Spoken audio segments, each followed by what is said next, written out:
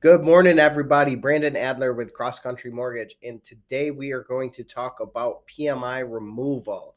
So, PMI is one of those things nobody really wants to pay, but when it comes time and you're actually getting your loan, it can make sense because what it does is it allows you to purchase a home without having a 20% down payment.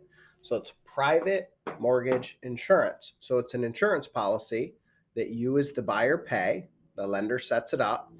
You pay it typically in your monthly payment, which is what we're talking about today, until you get to the point where you have at least 20% of your original sales price.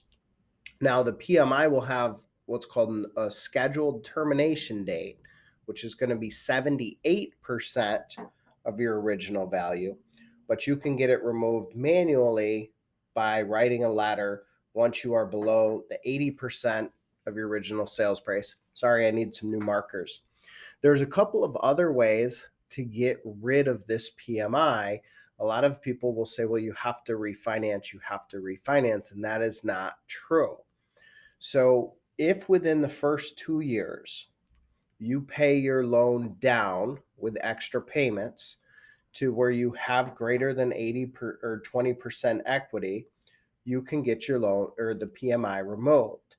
Now, if you want to use money you've paid down, improvements you've made, appreciation in the market, and say, well, yeah, I know I paid this and we put 5% or whatever down, but now based on our current value, we feel we have enough equity to get rid of it. There's a way to do that. But if it's less, or I'm sorry, if it's greater than 2 years, but less than 5 years, then what has to happen is there's a letter that you send into your servicing team, and you have to be willing to pay for an appraisal. They will get a new valuation done. And if your new value, based on the market today, reflects that you have 25% equity, you can get the PMI removed. Now, after 5 years, same concept of what we just talked about. You send a letter in, hey, based on the market today, I have enough equity to remove my PMI. You go back to that magic 20% equity.